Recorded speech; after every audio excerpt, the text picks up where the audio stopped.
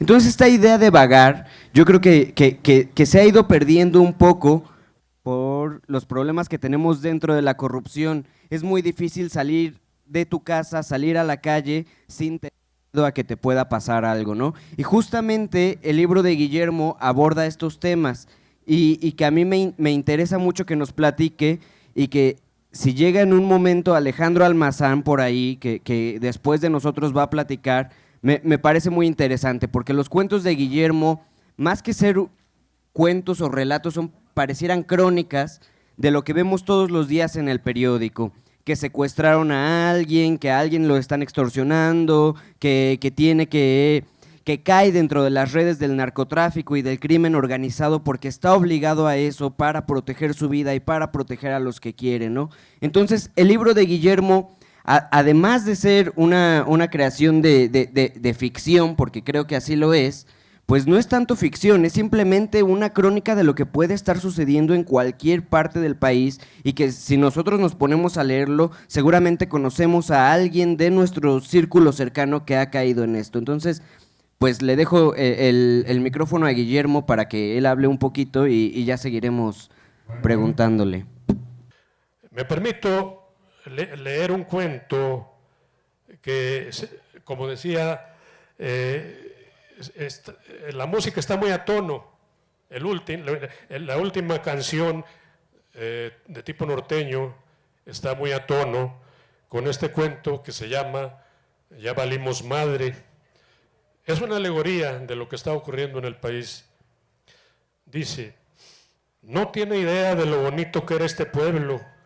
Daba gusto levantarse antes de que saliera el sol. Se podía respirar aire con olor a montaña, que abría el apetito para almorzar como Dios manda.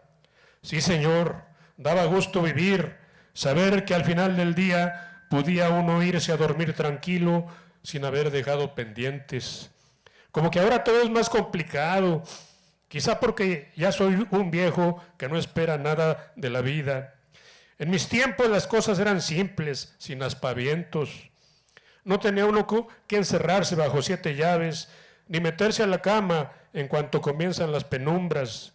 Ya no puede uno ni encender una vela, ponerse a leer un poquito, como me gustaba allá en Los Ángeles, donde tuve que aprender el inglés con miedo de que se me olvidara el español. ¿Cómo era bonito este pueblo cuando era niño? No se imagina cómo era de bonito. Hasta parecía salido de algún almanaque, con nosotros allí metidos entre los colores que ni el más brillante arcoíris nos mostraba. Daba gusto, en verdad, andar correteando en las calles, terregosas y con perros por todos lados, pero al fin y al cabo, sin que nadie lo molestara a uno. ¡Qué esperanzas! Que tuviera uno que andarse cuidando de alguna bala perdida, o que llegara un grupo de fascinerosos a espantarnos con sus cuernos de chivo. Entonces el tiempo nos rendía, igual que el dinero. En la noche se acostaba uno con el alma satisfecha de haber aprovechado cada minuto. Es que había trabajo de sobra, no se daba uno abasto con tantas cosas que había que hacer, en la casa, en la escuela, en la milpa, en los corrales sobre todo, con tanto animal necesitado de cuidados en la mañana y al ponerse el sol. Como que la gente también cambió mucho, lo advertí apenas al llegar. En los buenos tiempos todos nos saludábamos con gusto, como si no nos hubiéramos visto desde muchos años antes. Nadie andaba con chismes, los disgustos se arreglaban con palabras, sin dar tiempo a que se agigantaran. Hubo tal y tal cosa, pues vamos haciéndole así y así, y asunto concluido. Nadie le reclamaba al profesor cuando nos daba de coscorrones, ni uno andaba de rajón porque le iba peor. Ay de aquel que se robara algo de un vecino, tenía que marcharse del pueblo porque ya nadie le dirigía la palabra. Luego de ser obligado a devolver lo que se robó, no teníamos necesidad de gendarmes ni de autoridades venidas de la capital. Nosotros nos navegábamos solos, mucho mejor que nuestros vecinos de Tepehuanes, un pueblo mucho más grande, donde abundaban las cantinas que nosotros no teníamos. Ande, no tiene idea de lo bonito que era vivir aquí. Lo malo es que nosotros tampoco lo sabíamos, sobre todo los niños. Tarde o temprano teníamos que ir a Tepehuanes o hasta Durango. Entonces nos dábamos cuenta de que teníamos muchas cosas en el pueblo. No había ni cines, ni jardines, ni escuelas, mucho menos carros para andar de un lugar a otro. Ni siquiera era vergonzoso tener que salir a zurrar al corral. No sabíamos que dentro de la casa debía haber excusados o mingitorios. Ya creciditos, después de visitar Durango, algunos como yo nos queríamos quedar en la ciudad. Uno que otro podía hacerlo con el pretexto de seguir estudiando, pero eso solo unas cuantas familias podían costearlo, vendiendo vacas y caballos que luego recuperaban con las crías. En mi familia no podíamos darnos esos lujos, no teníamos más que lo indispensable. Fue por eso que me largué de aquí en cuanto me sentí con ánimos para navegarme solo. No me despedí de nadie, ni siquiera de mi madre, como si así me vengara de tanta pobreza a mi alrededor. No tiene idea de lo que sufre, de lo que se sufre cuando anda uno desbalagado, como animal mostrenco. Tiene uno que acostumbrarse pronto a los malos tratos, porque si no, se le mete a uno el diablo y los resultados siempre son los peores. Siempre se acaba mal, como lo constaté muchas veces. Tiene uno que aprender en cabeza ajena. Es casi imposible hacerlo en la propia, pues en el proceso del aprendizaje fácilmente se queda uno tieso. Se lo digo por experiencia, soy de los pocos que han podido salir bien librados del infierno, pues no otra cosa es andar de la seca a la meca, trabajando de bracero sin papeles. Sí, señor, este pueblo era muy bonito, lo vine a saber a destiempo.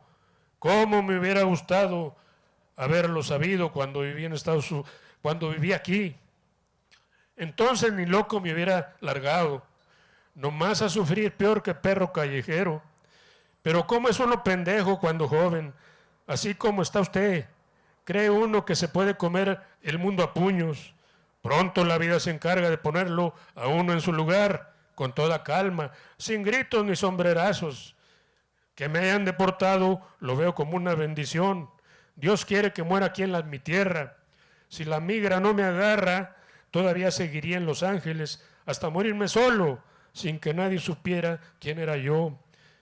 Como un bulto que se echa a la basura para que no estorbe. Aquí, en cambio, ya ve usted, aún quedamos uno que otro viejo, carcomido por el tiempo, no importa que nomás sea para morir. Lo bueno es que pude platicar con los pocos amigos de mis años de infancia que quedan por aquí. En calidad de momia, los pobres, nos pusimos al tanto de cómo va la vida, aunque nomás haya sido para esperar la muerte. Llegué aquí con la esperanza de encontrar a algún familiar, una de mis hermanas, algún primo, lo que fuera. Pero todos se fueron, quién sabe desde cuánto tiempo atrás. Creo que hasta los perros huyeron, pues desde que llegué apenas he escuchado uno que otro ladrido, muy lejano.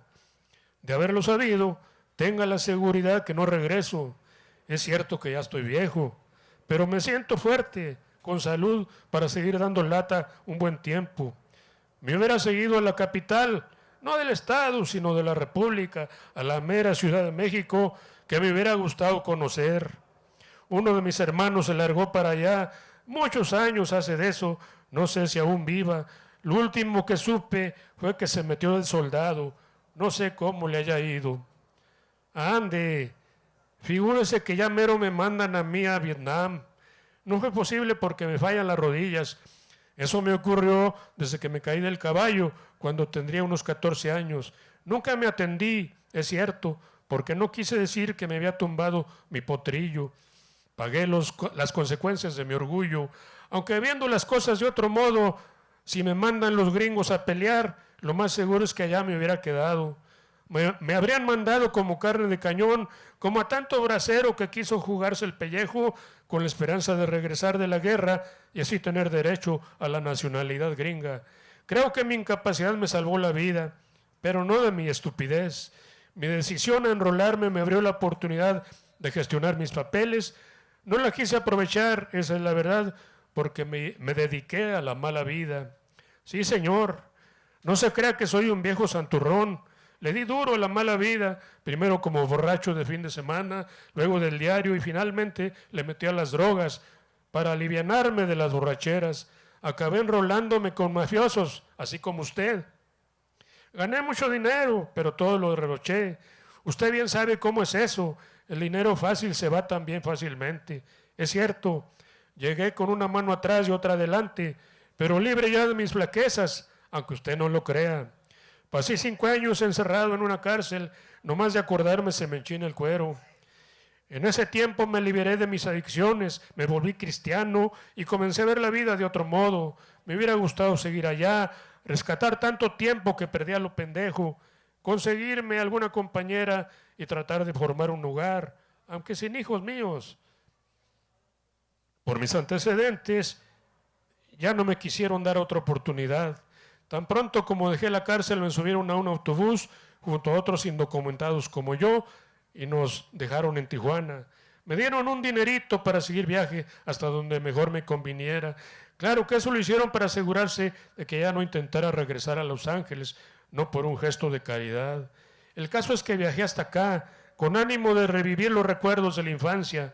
Pero ¿cuáles recuerdos voy a poder revivir si el pueblo es ya un montón de tapias de adobe, una que otra casa en buen estado, pero casi todas vacías? Las pocas ocupadas por algunos de mis contemporáneos, en cuanto se mueran, ellos también se volverán ruinas. Eso usted lo sabe mejor que yo.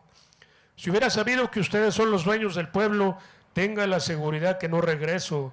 Me metí a esta casita porque creí que estaba desocupada, aunque en honor a la verdad, porque enfrente estaba la casa en que nací, misma que desapareció totalmente. Yo nomás quería pasar aquí la noche, pues tenía pensado seguir mi viaje a Durango y de allí a la Ciudad de México. No se crea, aún me queda algo del espíritu aventurero que siempre tuve. Lo más seguro es que me habría quedado en Durango. A mis años no se tienen fuerzas ni agallas para andar buscando nuevos horizontes. Ahora todo eso sale sobrando. Usted me dice que me van a partir la madre porque no traigo dinero y no sirvo para nada. Esa es la verdad, no sirvo para nada, ni siquiera para defenderme. Tenga la seguridad que si tuviera 30 años menos, yo no me iría solo al otro mundo. Usted se iría junto conmigo. No se ría, yo era buen gallo, más fuerte que usted a su edad, pero no me quejo. Al menos tuve la oportunidad de saludar a 3 de mis amigos de la infancia. Ellos saben también que, como ustedes dicen, ya valimos madre. Más vale así. Ahora que me doy cuenta, es muy triste ver cómo este pueblo se convirtió en un nido de ampones, tan muerto que ni los perros se quedan aquí. Nada que ver con el pueblo de hace 50 años, lleno de niños corriendo por las callejuelas, perseguidos por los perros juguetones, con señores dedicados al trabajo, al igual que las mujeres. Ya ni árboles quedan, pura tierra reseca, pues el agua del río huyó junto con la gente. Así que ya valimos madre, eso que ni qué. Muchas gracias. Mientras Guillermo leía, yo me quedé pensando en la cita que hiciste de Elías Canetti, ¿no? Entonces, estaba pensando en esta idea de cómo el escritor debe estar comprometido con la realidad en la que vive, ¿no? Es difícil que seamos ajenos a lo que está sucediendo porque a fin de cuentas el escritor escribe sobre lo que está sucediendo a su alrededor. Entonces, me puse a buscar una cita interesante del escritor Eloy Tizón que dice: uno inventa pasiones en una página porque las ha vivido antes o porque quiere vivirlas o para no tener que vivirlas. Entonces, en estos cuentos que tú nos estás pasando, que estás compartiendo con todos nosotros, nos presentas situaciones que muchas veces no nos damos cuenta que existen, pero que están ahí, ¿no? Que mientras no nos afecten directamente, pareciera que no pasan en realidad. Entonces yo creo que es importante el que estas historias, estas casi crónicas que tú escribes, sean leídas para que nos enteremos que en realidad puede suceder y que tenemos la oportunidad de hacer algo, ¿no? En efecto, así es. El papel del escritor debe ser primero un cronista de su época. desde la Odisea, desde Homero, desde los clásicos griegos antiguos. Ese ha sido el papel del escritor, ser el cronista de su tiempo y dejar testimonio de lo que es su época. Este fue el caso de Juan Rulfo, que en su El llano en llamas nos dejó un testimonio inmortal, genial, de un tiempo ya ido, belicoso como el de ahora, pero por otros motivos.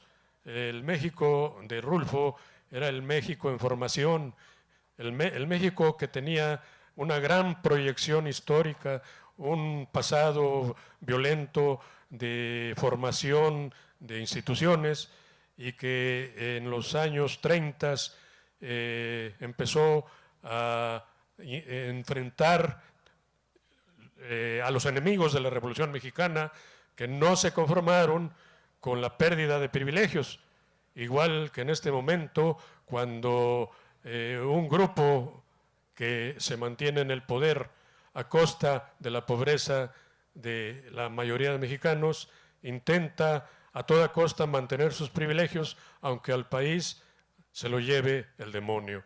Ese ha sido también el testimonio que nos dejó José Revueltas en sus grandes cuentos y novelas, que también cubrieron una etapa muy atractiva, muy estimulante en lo intelectual, en lo humano, de lo que ha sido nuestro país y de lo que aún puede ser, en la medida que tomemos conciencia de que en nuestras manos está evitar que México pierda la posibilidad de forjar un mejor destino para las generaciones venideras.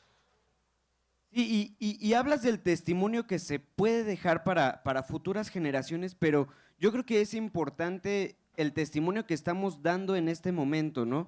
Que, por ejemplo, tú que te dedicas al periodismo y que haces análisis político, tienes que estar informado de qué es lo que está sucediendo, ¿no? Claramente, si no, no haría bien mi trabajo.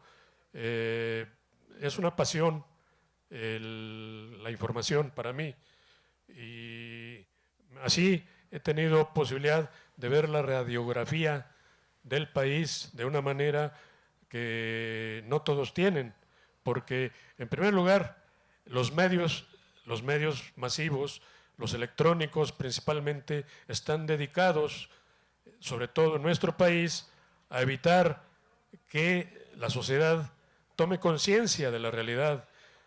Cada vez nos enajenamos más a partir de que salimos o entramos a la adolescencia, ya llegamos con una mentalidad enajenada.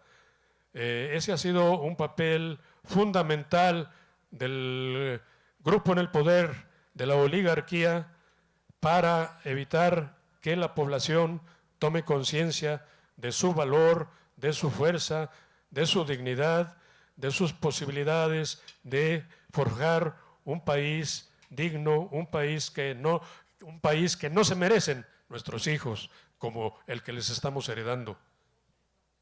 Acabas de decir algo muy importante sobre cómo transmiten los medios la realidad que hay, ¿no? Y bueno, nos enteramos que hubo un secuestrado, que hubo asesinados, son cifras normalmente. Pero algo muy importante que sale con tu libro es que no son cifras.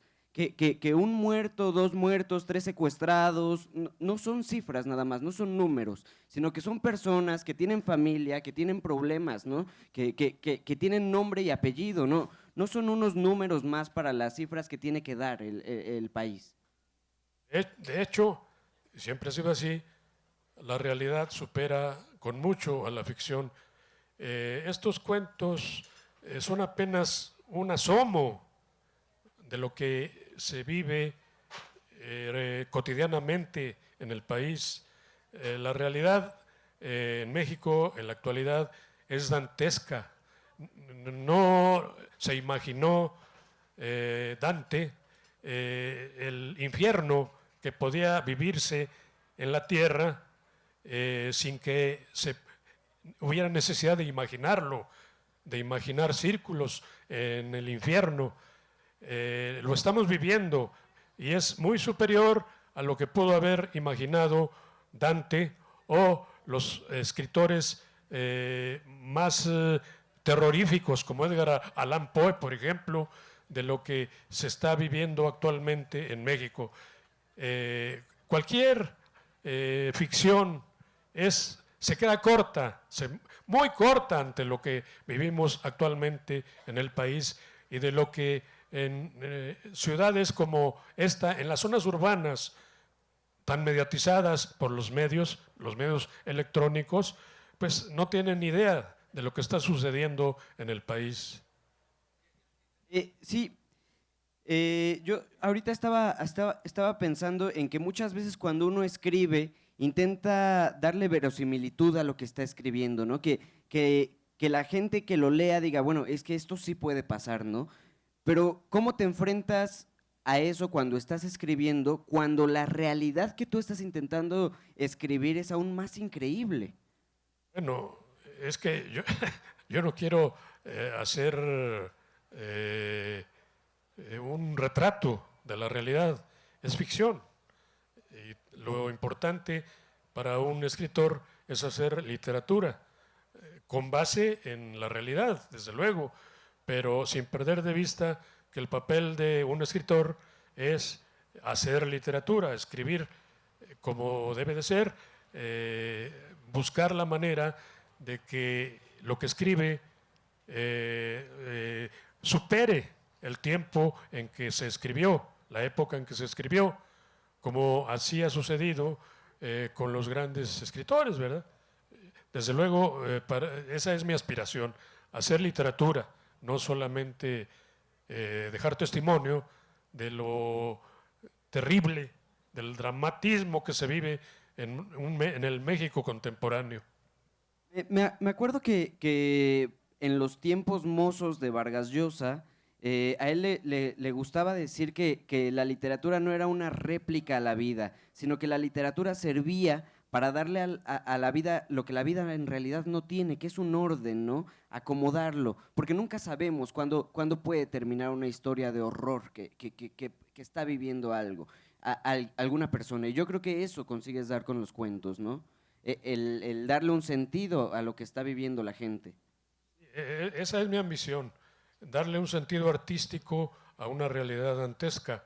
No sé si lo haya conseguido, pero me esforcé con esa finalidad y pues aprovechar al máximo el ejemplo de dramatismo que vivimos en un México que ojalá desaparezca como lo es actualmente, porque no nos merecemos lo que estamos viviendo.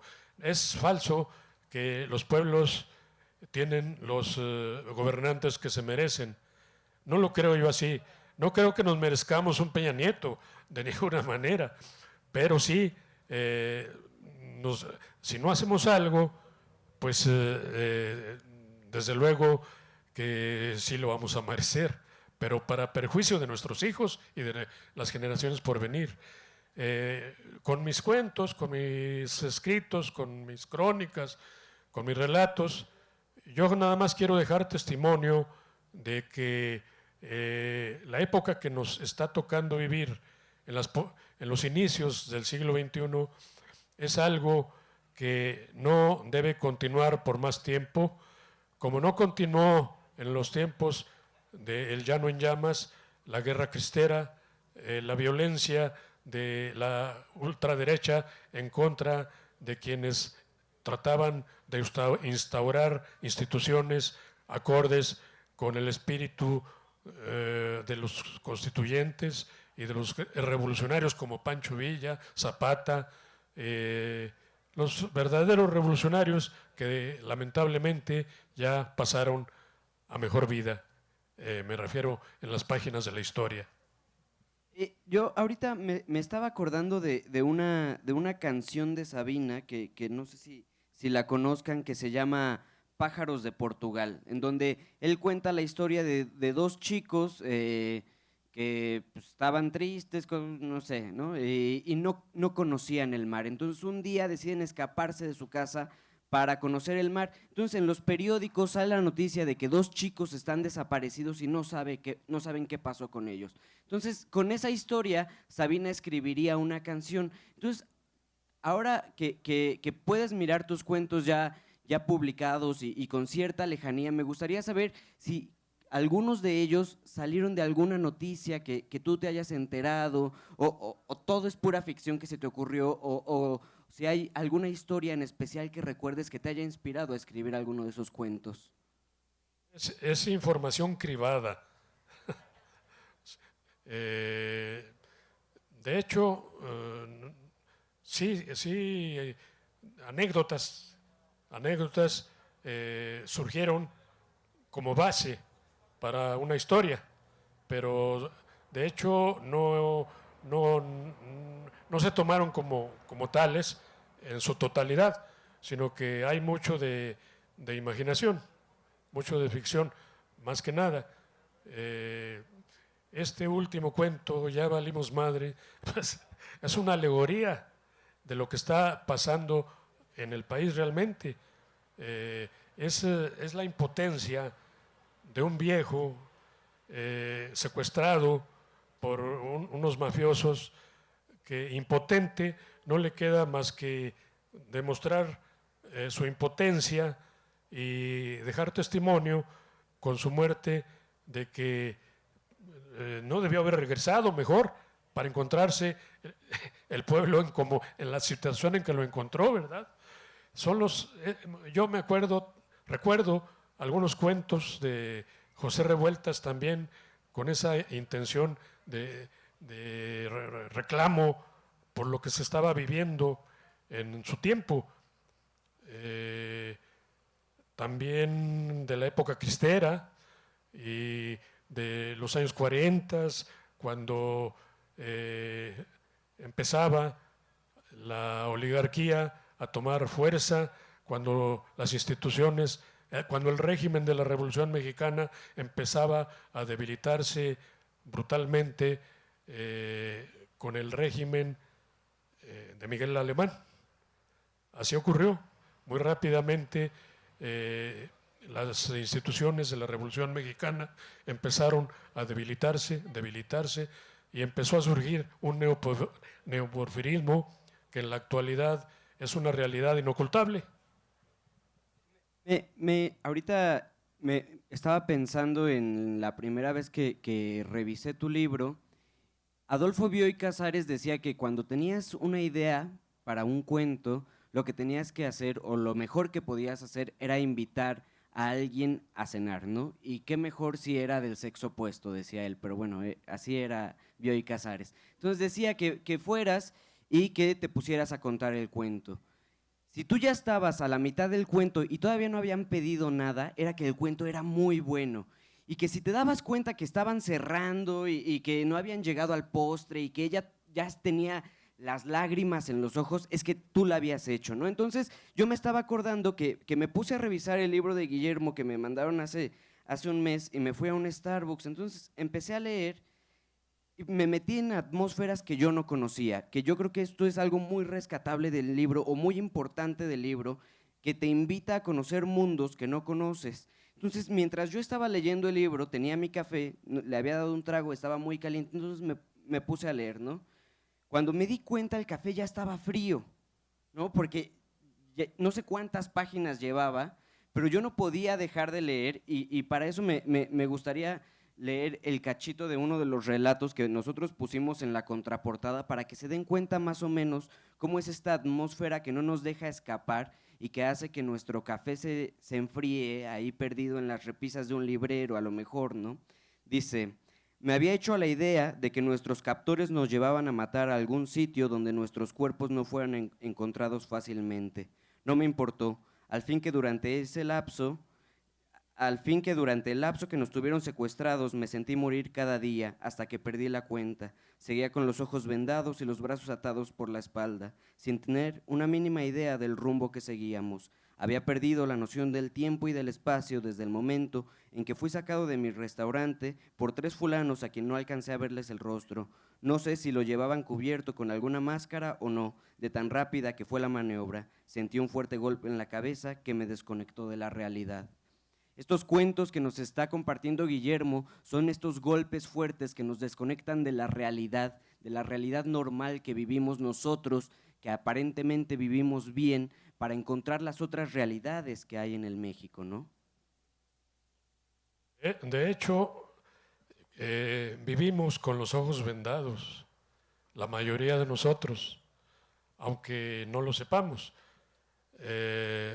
Pero de hecho, la televisión se encarga de vendarnos los ojos, sobre todo la mayoría de las clases medias y las nuevas generaciones, ahora con los medios, con el internet, que también puede ser una herramienta enajenante si no se tienen los conocimientos, las bases ideológicas suficientes para darle un uso ideológico progresista al Internet, y que así podamos quitarnos, despojarnos de la venda de los ojos con la que vivimos cotidianamente, aunque parezca que no la traemos.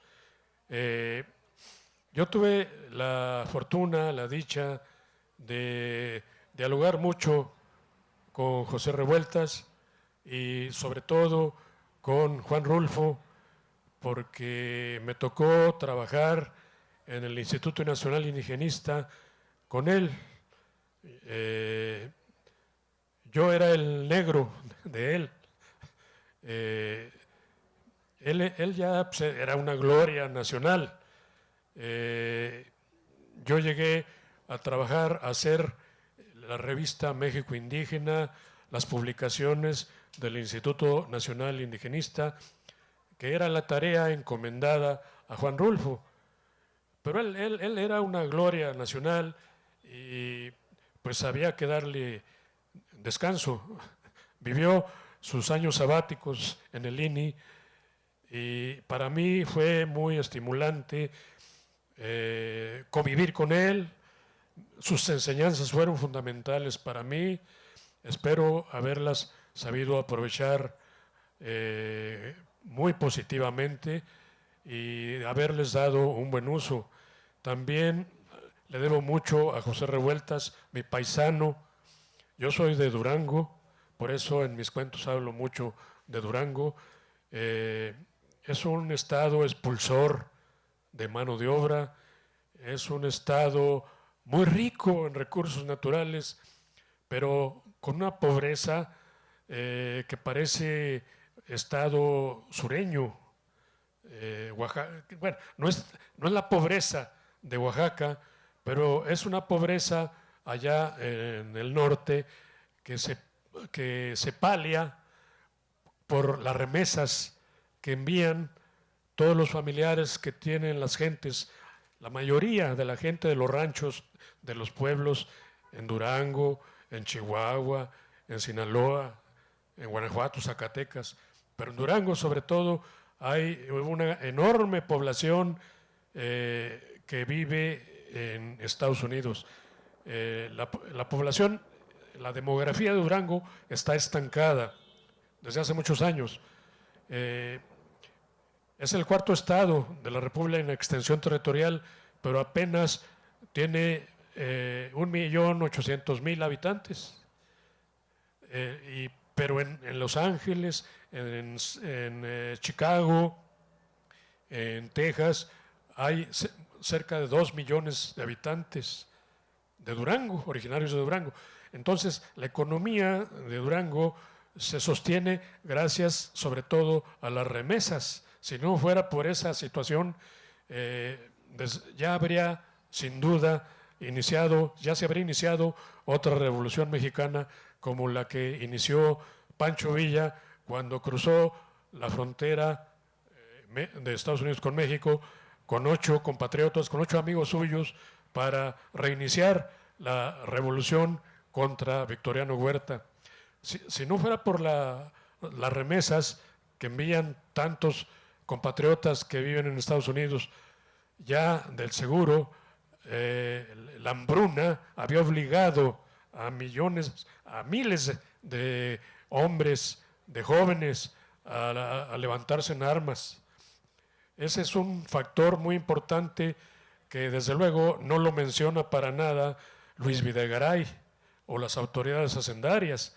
La economía mexicana está sostenida por alfileres, pero sobre todo por las remesas de millones de compatriotas. Antes de terminar, porque ya vi que ya llegaron Alejandro Almazán y Emiliano Ruiz Parra, me gustaría saber si alguno de ustedes tiene alguna pregunta que hacer, algo que quieran comentar. Y si no, a mí nada más me queda agradecerle a Guillermo por este interesante golpe de realidad que nos estás dando para poder quitarnos esa venda y enterarnos de lo que en realidad está pasando en el país, ¿no? Gracias por tus cuentos, gracias por estar aquí y gracias a ustedes también. Gracias por la invitación y les agradezco mucho, muy efusivamente habernos acompañado esta tarde. Muchas gracias.